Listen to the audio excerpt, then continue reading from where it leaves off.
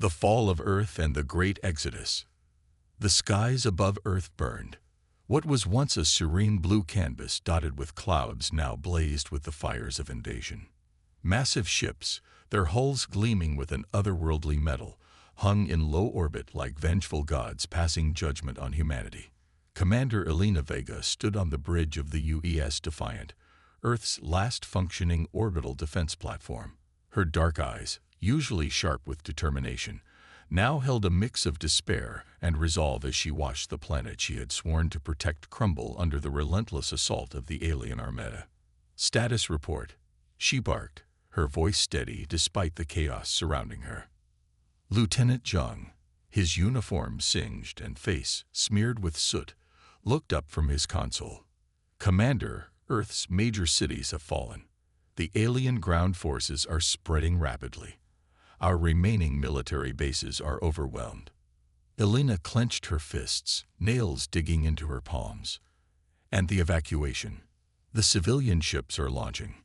But," Zhang's voice faltered, "there's not enough time. Not enough ships." A bitter taste filled Elena's mouth.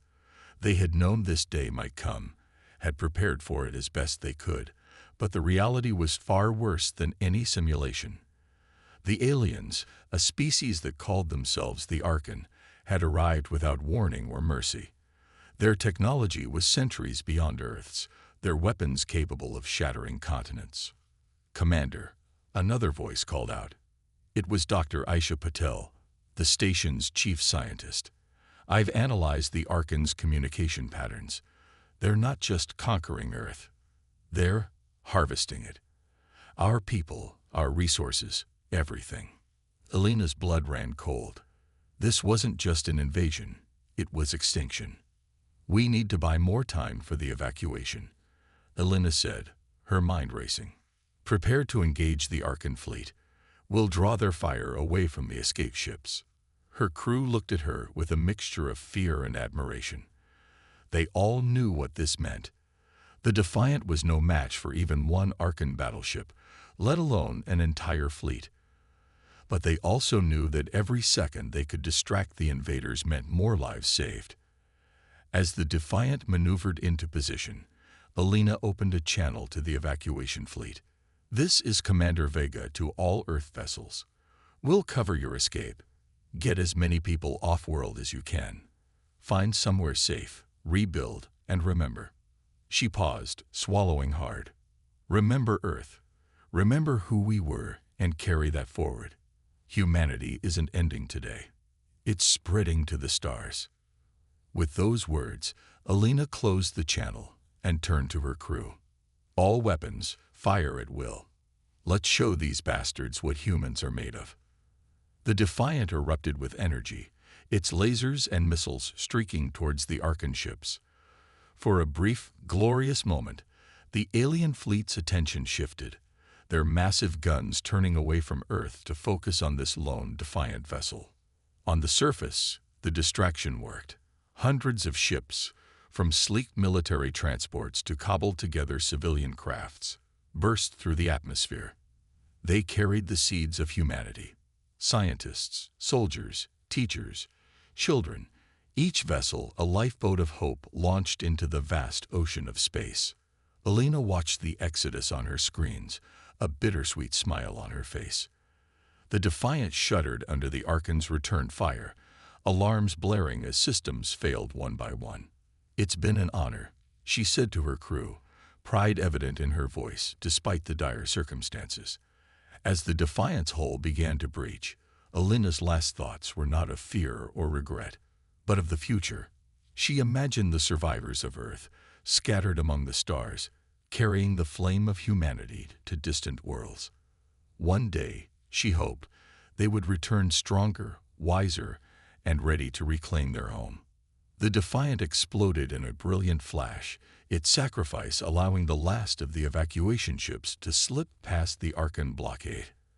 As debris rained down on the ravaged Earth, the refugee fleet engaged their faster-than-light drives, disappearing into the depths of space. Humanity's darkest hour had come, but with it came the dawn of a new age. The survivors, traumatized but determined, now faced the greatest challenge in their species' history: to survive, adapt, and eventually thrive in a hostile universe that had nearly wiped them out. Among the fleeing ships was the UES Phoenix, a research vessel hastily converted into an Ark. Dr. Marcus Chen, a brilliant xenobiologist, stood in its observation deck, watching his homeworld shrink to a blue dot in the distance. In his arms, he cradled a secure container holding Earth's most precious cargo: the combined knowledge of human science and culture, and samples of terrestrial life. "We'll be back," he whispered, both a promise and a prayer. "Somehow, someday, we'll find a way." As the Phoenix and its sister ships vanished into the unknown, the first chapter of humanity's cosmic saga came to a close. But like the mythical bird the ship was named after, humanity would rise from these ashes. The universe had no idea what it had unleashed: a species tempered by fire, driven by an indomitable will to survive, and now scattered like seeds among the stars. The great exodus had begun, and with it, the transformation of humanity from earthbound civilization to a force that would reshape the galaxy. Scattered survivors and the rise of the galactic hegemony. 50 years had passed since the fall of Earth. The human diaspora, once a desperate fleet of refugees, had evolved into a scattered network of hidden colonies and nomadic spacecraft. Humanity clung to existence on the fringes of known space, always one step ahead of the expanding Arkan Empire. On the asteroid habitat known as Haven, Zara Chen stared at the holographic star map that dominated the command center. Red markers indicated confirmed Arkan territory, an ever-growing stain across the galaxy. Blue dots, painfully few, represented known human settlements. Zara, the granddaughter of Dr. Marcus Chen, had never seen Earth except in simulations and old recordings. Yet the loss of humanity's homeworld burned in her heart as fiercely as it had in those who witnessed its fall. She had inherited not only her grandfather's scientific acumen, but also his determination to see humanity rise again. "Captain Chen," a voice called, interrupting her thoughts. It was her second-in-command, Kel Doran, a tall, dark-skinned man with cybernetic implants visible at his temples. "The scout ships have returned from the Osiris sector." Zara's heart raced, and Kel's expression was grim. "It's gone. The Arkans found the colony. By the time our ships arrived, there was nothing left but debris and Arkan mining operations." Zara closed her eyes, allowing herself a moment of grief. Osiris had been home to over 10,000 humans, one of their larger settlements. Its loss was a devastating blow. "Did any of them escape?" she asked, knowing the answer but needing to hear it. Kel shook his head. "No distress signals, no trail of escape pods. The Arkans are getting better at finding us, Zara, and they're not taking prisoners anymore." The implications hung heavy in the air.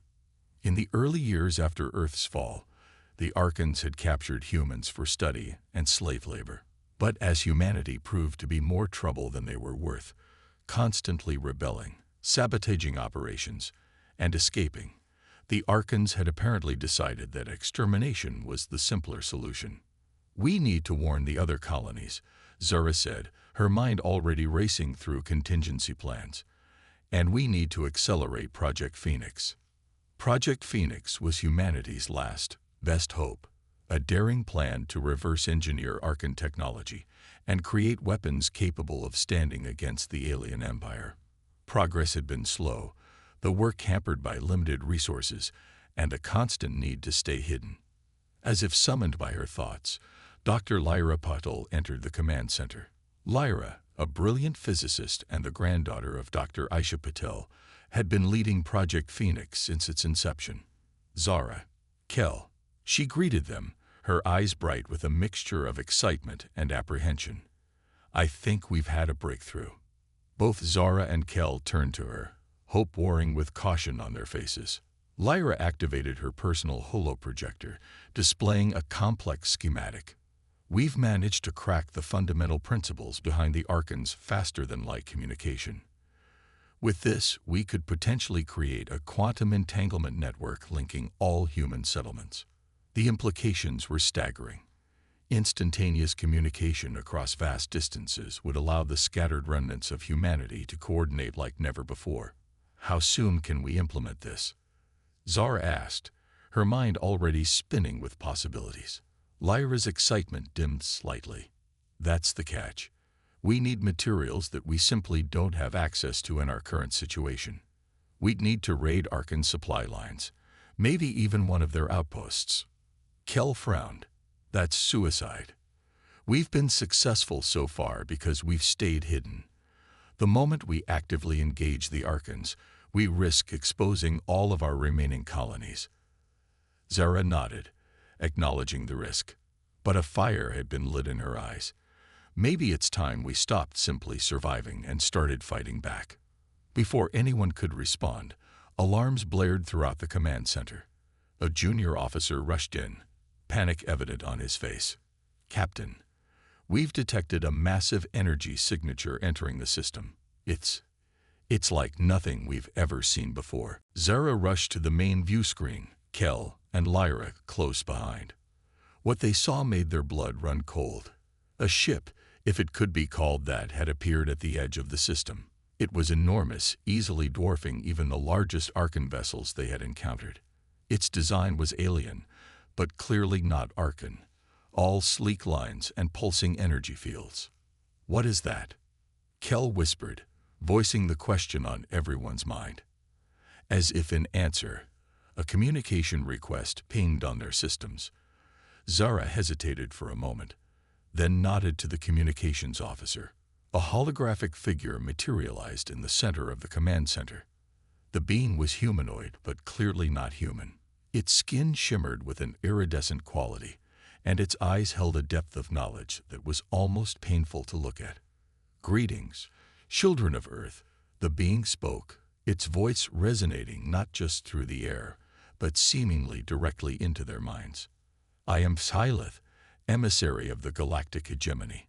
We have been observing your struggle against the Arkan Empire, and we have decided it is time to intervene." A mixture of hope and suspicion rippled through the command center.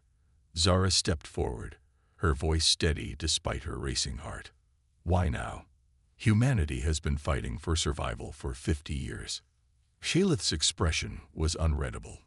"The balance of the galaxy is delicate, young one. The Arkan Empire's unchecked expansion threatens more than just your species. The hegemony has decided that humanity, with its unique potential and indomitable spirit, could be a valuable ally in the coming conflict." Zara exchanged glances with Kel and Lyra. This was beyond anything they had imagined. The revelation that there were other advanced civilizations out there, organized into a galactic hegemony no less, was earth-shattering. "What exactly are you offering?" Zara asked, caution tempering her growing excitement.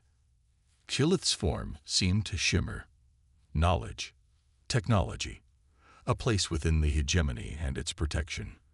But more importantly, a chance to reclaim your homeworld and defeat the Arkan Empire." The command center erupted in murmurs. The offer was tantalizing, almost too good to be true. But Zara knew that in the vastness of space, nothing came without a price. And what would humanity owe the hegemony in return? She asked, her voice cutting through the noise. Gilith's eyes seemed to bore into Zora's soul. "Your service, your innovation, your unique human perspective. The galaxy is vast and full of wonders, but also dangers beyond your imagining. The Arkans are but one threat among many. The hegemony needs fresh blood, new ideas. We need humanity's adaptability and your unbreakable will to survive." Zara felt the weight of history on her shoulders. This decision would shape the future of her entire species. She thought of Earth, of the billions lost, of the struggles of the past 50 years. Then she thought of the future, a humanity reborn, standing tall among the stars. She stepped forward, her decision made. "Emissary Ktylith, on behalf of humanity, I accept your offer. Let this mark the beginning of a new era for our people." As Syleth nodded in acknowledgement, Zara couldn't shake the feeling that humanity had just taken its first step onto a much larger, more dangerous stage. The age of merely surviving was over. Now, humanity would have to learn to thrive among the stars, and the cost of failure would be extinction. The galactic hegemony had extended its hand. Humanity, battered but unbroken, had grasped it. The next chapter of their cosmic journey was about to unfold, filled with promise and peril in equal measure. The discovery of hope and the awakening of humanity's strength. The integration of humanity into the galactic hegemony was not without its challenges. In the 5 years since first contact with Xylith, the scattered human colonies had undergone a radical transformation. Advanced technology flooded in, lifting humanity from the brink of extinction to a position of growing influence within the vast interstellar community. Aboard the hegemony flagship Stellar Horizon, Admiral Zara Chen stood before a gathering of alien dignitaries and human representatives. The ship's conference room was a marvel of xenoengineering, adapting its environment to suit the needs of dozens of different species simultaneously. Esteemed colleagues, Zara began, her voice carrying the weight of humanity's future. Today marks a crucial juncture in our campaign against the Arcan Empire. Thanks to the combined efforts of human ingenuity and hegemony resources, we've made a breakthrough that could turn the tide of this war. She activated a holographic display, revealing a complex molecule rotating slowly in the air. This is compound X117, a result of combining human biochemistry with advanced hegemony nanotech. When introduced to Arcan biology, it disrupts their neural pathways, effectively neutralizing their ability to fight without causing permanent harm. Murmurs of approval rippled through the alien audience. The hegemony, for all its advanced technology, had strict protocols against weapons of mass destruction. This non-lethal approach aligned perfectly with their ethical guidelines, while offering a potent tactical advantage. Xylith, who had become humanity's staunchest ally within the hegemony, stepped forward. Admiral Chen, this is indeed impressive. But how do you propose to deploy this compound against an enemy that controls vast swathes of space? Zara's eyes gleamed with determination. That's where the second part of our plan comes in. Dr. Lyra Patel, if you would. Lyra, now the head of the Joint Human Hegemony Scientific Task Force, took center stage. Her holographic display shifted to show a familiar sight. Earth, surrounded by the oppressive Arcan fleet. Ladies, gentlemen, and esteemed beings, Lyra began, her voice steady, but tinged with excitement. We've discovered a weakness in the Arcan defense grid. Their faster-than-light communication network has a fluctuation cycle. For a fraction of a second, every 72 hours, there's a gap in their coverage. The implications weren't lost on the audience. An Arcan official, Grazist, his scaled skin shimmering with agitation, spoke up. This is impossible. Our network is impenetrable. Lyra smiled, a hint of pride in her voice. It would be, if not for humanity's unique perspective. Our history of operating in the shadows, constantly evading detection, allowed us to see patterns that others might miss. Combined with hegemony computing power, we were able to crack the code.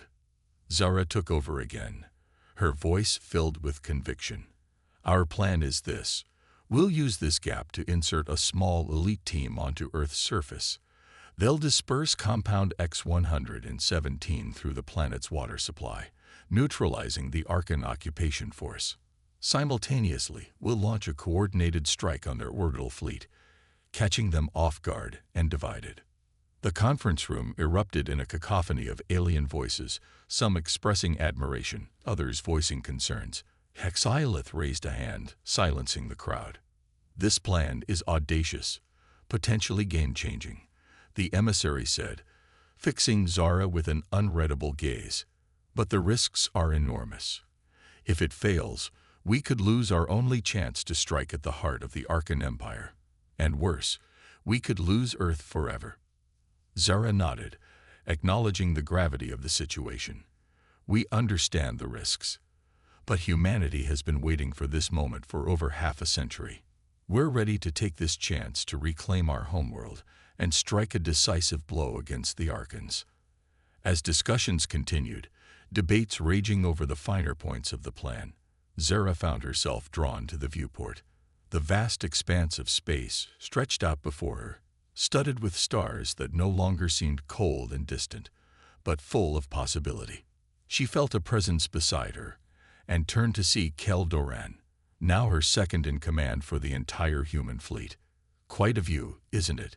he said, his cybernetic implants glowing softly in the starlight. "It still amazes me," Zara admitted. 5 years ago, we were rats hiding in the shadows. Now we're planning to retake Earth with the backing of a galactic superpower." Kel's expression turned serious. "You know, not everyone back home is happy about this alliance. There are whispers of resistance, people who think we're trading one form of subjugation for another." Zara sighed, unsurprised. She'd heard the rumblings herself. "What do you think, Kel? Are we doing the right thing?" Kel was silent for a long moment, considering. I think we're doing the necessary thing. The hegemony has given us a chance not just to survive, but to thrive, to reclaim our heritage and carve out a place for ourselves in this vast universe. It's not perfect, but it's a hell of a lot better than extinction." Zara nodded, grateful for his honesty. "And after? If we succeed in liberating Earth, what then?" "Then," Kel said, a smile tugging at his lips, "we show the galaxy what humanity is truly capable of. We rebuild, we grow, and we make damn sure no one ever threatens our existence again." Their conversation was interrupted by Xylith approaching. The emissary's iridescent skin seemed to pulse with barely contained energy. "Admiral Chen, Commander Doran." Xylith greeted them. "The Council has reached a decision. Your plan is approved. The liberation of Earth will commence in one standard week." A wave of emotions washed over Zara: relief, excitement, and a touch of fear. This was it. The moment that would define not just her life, but the future of her entire species. "Thank you, emissary," she said, her voice steady despite her racing heart. "We won't let you down." As Tylith nodded and glided away, Zara turned back to the viewport. Somewhere out there, beyond the twinkling stars and swirling nebulae, was Earth. Home. For the first time in decades, it felt within reach. "Prep the fleet," she ordered Kel, her voice filled with quiet determination. "It's time to take back what's ours." As the stellar horizon hummed with activity, preparations for the daring assault underway, Zara couldn't help but feel a sense of destiny. Humanity had endured unimaginable hardships, but they had emerged stronger, more unified, and with powerful allies at their side. The Galactic Empire had no idea what was coming. They had taken Earth, thinking they had broken humanity's spirit. Instead, they had unleashed a force that would reshape the galaxy. The children of Earth were coming home, and heaven help anyone who stood in their way. As the stars streaked by, Zara Chen, once a refugee, now an admiral of a galactic fleet, allowed herself a moment of hope. The awakening of humanity's true strength had begun, and the universe would never be the same. The forging of alliances and the birth of resistance. The week leading up to Operation Homecoming was a blur of frenetic activity. As the joint human hegemony fleet assembled in the shadow of a gas giant just outside the Sol system, Admiral Zara Chen found herself facing challenges she had never anticipated. The command center of the flagship Stellar Horizon buzzed with a mixture of alien and human voices, all working in concert towards a single goal. But beneath the veneer of unity, tension simmered. "Admiral," a gruff voice called out. It belonged to Groknak, a Taurian commander whose species had suffered greatly under Arkan expansion. "My warriors are growing restless. They demand to be at the forefront of the assault on Earth." Zara turned to face the massive, bull-like alien. "Commander Groknak, I understand your people's desire for vengeance. But this mission requires precision, not brute force. Your ships will play a crucial role in the orbital engagement, but the ground team must be human." Groknak snorted, a sound somewhere between frustration and resignation. "Very well, Admiral. But know that the Taurian Confederacy expects a say in how Earth is governed once it's liberated. We didn't join this alliance merely to trade one human world for another. As Groknak lumbered away, Zara felt a headache building. The coalition she had helped forge was fragile, held together by a common enemy and the diplomatic finesse of the hegemony. But with Earth's liberation on the horizon, old grudges and new ambitions were bubbling to the surface. "Quite the politician you've become," a familiar voice said from behind her. Zara turned to see Lyra Patel, a wry smile on her face. Scientist, soldier, and now diplomat. Zara sighed. "Sometimes I miss the simplicity of running and hiding." Lyra's expression turned serious. "About that, we've received a transmission from Earth. Well, you need to see this." With a flick of her wrist, Lyra brought up a holographic display. The image was grainy, distorted by layers of Arkan security measures, but what it showed made Zora's breath catch in her throat. It was Earth, or rather, a view of Earth's surface. But instead of the ravaged wasteland they had expected, they saw signs of life. Human life. In the ruins of what was once Washington, D.C., a ragtag group of humans was visible, moving purposefully, evading Arkan patrols with practiced ease. "How is this possible?" Zara whispered, her eyes wide with disbelief. Lyra's voice was filled with a mixture of awe and excitement. It seemed some humans managed to survive the initial invasion and subsequent occupation. They'd been operating a resistance movement right under the Arkans' noses for decades. The implications were staggering. Their entire plan had been based on the assumption that Earth was a fortress world, populated only by Arkans and their subjugated slave races. The presence of an active human resistance changed everything.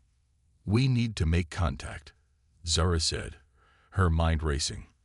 "If we can coordinate with them, it could dramatically increase our chances of success." As if on cue, a coded transmission crackled through their secure channel. A voice, distorted but unmistakably human, filled the command center. "To any human forces receiving this transmission, this is Connor Riley, leader of the Earth Resistance Front. We've detected your fleet. If you are here to liberate Earth, we stand ready to assist. But be warned, the situation on the ground is more complex than you might imagine." A hush fell over the command center. Zara exchanged glances with Lyra, both of them hardly daring to believe what they were hearing. "Mr. Riley," Zara responded, her voice steady despite her racing heart. "This is Admiral Zara Chen of the Human Hegemony Alliance. We're here to take back our home. Can you provide us with tactical information about the Arkan defenses?" Connor's response was immediate. "Admiral, we've been gathering intel and sabotaging Arkan operations for years. But there's something you need to know. The Arkans, they're not just occupying Earth, they're changing it."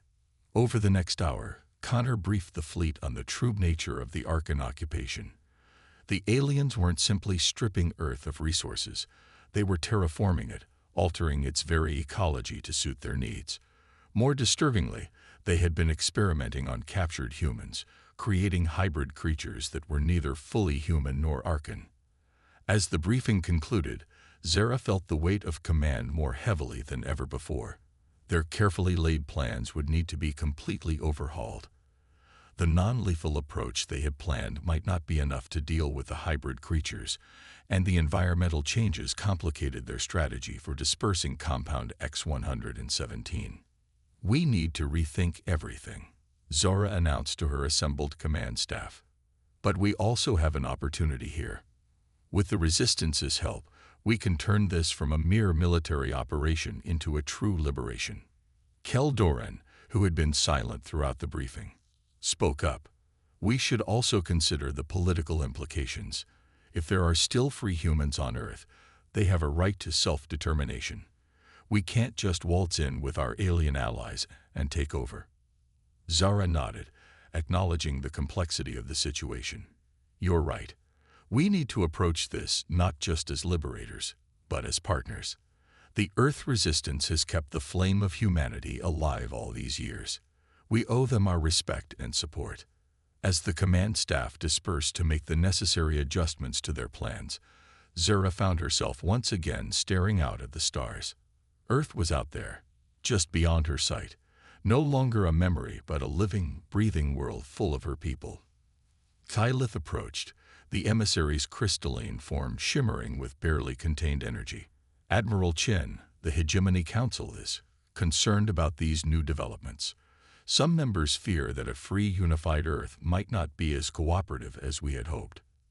Zura turned to face the alien diplomat, her expression resolute.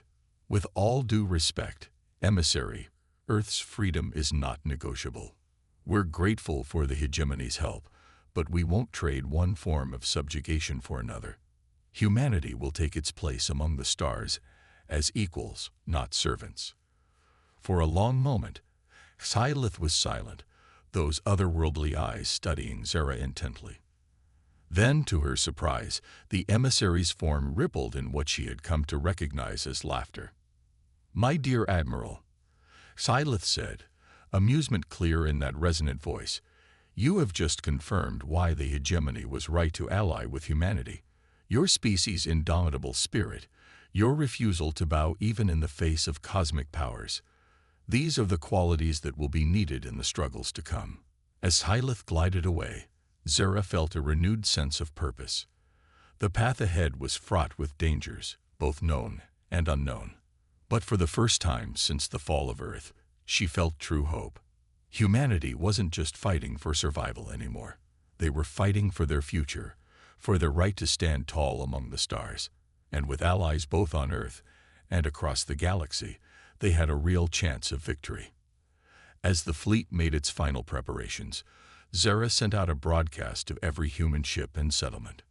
"Men and women of Earth, scattered children of humanity," she began, her voice carrying across the vastness of space. "The moment we have dreamed of for generations is finally at hand. We go now to reclaim our homeworld, to free our brothers and sisters who have suffered under Arkan rule. But we do not go alone.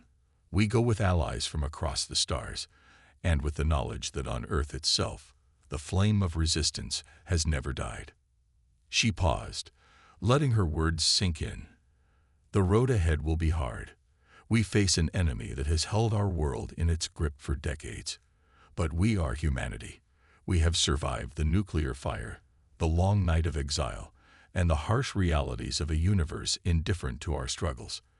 Now we return home not as conquerors, not as revenge seekers, but as liberators and rebuilders." Her voice swelled with emotion. "To our allies in the Hegemony, we offer our thanks and our promise of continued friendship. To the Arkans who have taken our world, we offer one chance to withdraw. And to the resistance fighters on Earth, we say, hold on, we're coming. The children of Earth are coming home." As her words echoed across the fleet, Zura felt the surge of determination, of hope, of sheer human stubbornness that had carried their species through its darkest hours. The Arkans had thought they had broken humanity. They were about to learn just how wrong they were. The liberation of Earth was at hand, and with it, the dawn of a new era for humanity among the stars. Humanity's last stand, and the dawn of a new era. The battle for Earth began not with a bang, but with a whisper. As the combined fleet of human and Hegemony ships materialized at the edge of the Sol system, Admiral Zura Chen held her breath. For a precious few seconds, the Arkan defense grid remained silent, their sensors blind to the armada that had appeared on their doorstep. "All ships, commence Operation Homecoming," Zura commanded, her voice steady despite the adrenaline coursing through her veins. The fleet sprang into action with practiced precision. Stealth shuttles, carrying elite teams of human operatives, and vials of compound X-117, slipped past the orbital defenses, making for the gaps in the Arkan sensor net that the Earth resistance had identified. Meanwhile, the main fleet engaged the Arkan orbital platforms. The space above Earth erupted into a dazzling, terrifying light show as energy weapons and missiles crisscrossed the void. On the bridge of the stellar horizon, Zura watched the battle unfold with a mixture of pride and anxiety. The plan was working, but the cost was already proving high. Hegemony and human ships alike winked out of existence as Arkan weapons found their marks. "Admiral," Doran called out, his cybernetic implants glowing as he processed multiple data streams simultaneously. "Ground Team Alpha has made landfall. They're rendezvousing with the Resistance now." Zara nodded, allowing herself a small smile. "Good. Have them proceed with dispersal of X-117 as soon as they secure the water treatment facilities." As the space battle raged on, the true fight was just beginning on the surface of Earth. Connor Riley, leader of the Earth Resistance, met the incoming human forces in the ruins of what had once been London. "Welcome home," he said, his voice gruff with emotion as he clasped hands with the team leader, a woman named Maya Santos. Maya, her eyes wide as she took in the devastated landscape and the determined faces of the Resistance fighters, nodded grimly. "Glad to be here. We got a lot of work to do and not much time to do it." Together, the combined forces of the Resistance and the incoming operatives began their daring mission. They moved through the shadows of a world transformed, past towering Arkan structures that looked alien against the familiar skyline of Earth's cities. In Washington, D.C., another team led by Dr. Lyra Patel infiltrated the Arkan's primary command center. Their goal was to upload a virus that would disrupt the aliens' neural implants, rendering them susceptible to compound X-117. "I'm in," Lyra whispered into her comm as her fingers flew over an alien console. "Uploading the virus now. ETA to full system saturation. 10 minutes." Back in orbit, the tide of battle was turning. The hegemony's advanced technology, combined with humanity's unconventional tactics, was proving too much for the Arkan fleet. But victory was far from assured. A massive Arkan dreadnought, easily twice the size of the stellar horizon, emerged from the far side of the moon. Its weapons charged, preparing to unleash devastation on the Allied fleet. "Evasive maneuvers," Zara shouted, but she knew it was too late. The dreadnought's main cannon fired, a beam of pure energy lancing towards them. At the last possible second, a Taurian battlecruiser threw itself into the path of the beam. The ship disintegrated instantly, but its sacrifice had saved the stellar horizon and a significant portion of the fleet. Groknak's voice crackled over the comms, thick with emotion. "Consider our debt repaid, Admiral Chen. Now finish this." Zara swallowed hard, honoring the Taurian sacrifice. "All ships, concentrate fire on that dreadnought. Let's end this." On Earth, the dispersal of compound X-117 was well underway. Water treatment plants in major cities around the globe had been secured, the compound introduced to the water supply. But the Arkans weren't going down without a fight. In the streets of New York, Connor Riley and Maya Santos found themselves pinned down by a group of Arkan human hybrids. These creatures, neither fully human nor alien, fought with a ferocity born of confusion and pain. "We can't hold them off much longer," Maya growled, her weapon's energy cells depleted. Connor, his face set in grim determination, pulled out a small device. "Then it's time for our last resort. Lyra, are you ready?" Dr. Patel's voice came through their comms, strained but determined. "Virus is fully uploaded. Ready when you are." Connor nodded to Maya. "Cover me." As Maya laid down suppressing fire, Connor activated the device. A high-pitched whine filled the air, and suddenly, the hybrid creatures stopped in their tracks. They clutched their heads, crying out in pain and confusion. "It's working," Maya breathed, watching in awe as the hybrids collapsed to the ground, unconscious but alive. All across the globe, similar scenes played out. Arkan forces, their neural networks disrupted by the virus, and their biology affected by compound X-117, found themselves unable to continue fighting. The tide had turned. In orbit, the massive Arkan dreadnought listed to one side, fires blooming across its hull. A final salvo from the stellar horizon struck its power core, and the massive ship erupted in a silent explosion that lit up Earth's sky like a second sun. "Admiral," Kell reported, his voice tight with suppressed emotion. The Arkan fleet is in full retreat. Ground teams report. They report that Earth is secure. We've done it. We've won. A cheer went up across the bridge, echoed in ships and on the ground around the world. Zara allowed herself a moment to close her eyes, feeling the weight of years lift from her shoulders. But the moment of victory was short-lived. As the adrenaline of battle faded, the true scale of the task ahead became clear. Earth, while liberated, was a scared and transformed world. Its ecology had been altered, its cities lay in ruins, and millions of its people had been changed by Arkan experiments. In the days that followed, as the dust of battle settled, humanity faced its greatest challenge yet. The task of rebuilding wasn't just about restoring buildings or infrastructure. It was about healing a wounded planet and a traumatized species. World leaders, resistance fighters, and returning exiles gathered in the ruins of the United Nations building in New York. Admiral Zara Chen, now hailed as the liberator of Earth, addressed the assembly. "We have won our freedom," she began, her voice carrying to every corner of the globe and beyond, to the scattered human colonies among the stars. But freedom is just the beginning. We now face the monumental task of rebuilding not just our world, but our entire civilization. She gestured to the assembled alien representatives. "We do not stand alone. Our allies in the hegemony have pledged their support in this endeavor.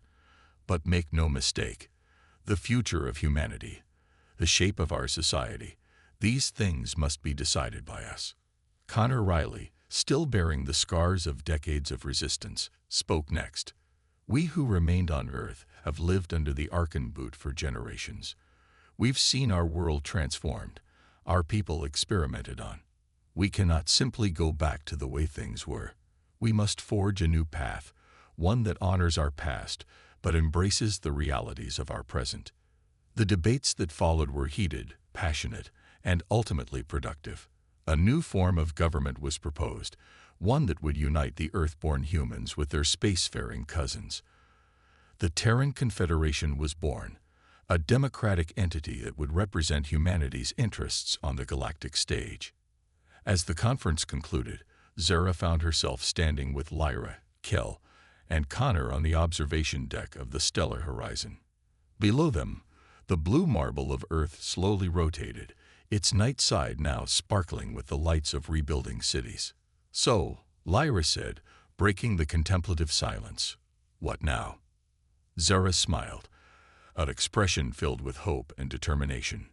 "Now, we build, we heal, we explore. The Arkan threat isn't gone. They'll be back someday. But when they do, they'll find a humanity united, strong, and ready." Kell nodded, his cybernetic eyes gleaming. "And we've got a whole galaxy out there to discover. Who knows what we'll find?" Connor, who had never set foot off Earth until now, stared at the starfield with a mixture of awe and anticipation. "Whatever's out there, I have a feeling humanity's going to leave its mark." As they stood there, watching their homeworld, and the vast expanse of space beyond, each of them felt the weight of the moment. Humanity had faced extinction and emerged stronger. They had found allies among the stars and enemies beyond imagining. They had reclaimed their home and were poised to reach further than ever before. The dawn of a new era had truly begun. Humanity, tempered by fire and hardship, united by a common struggle, and driven by an indomitable spirit of exploration and perseverance, was ready to take its place among the stars. The universe would never be the same again.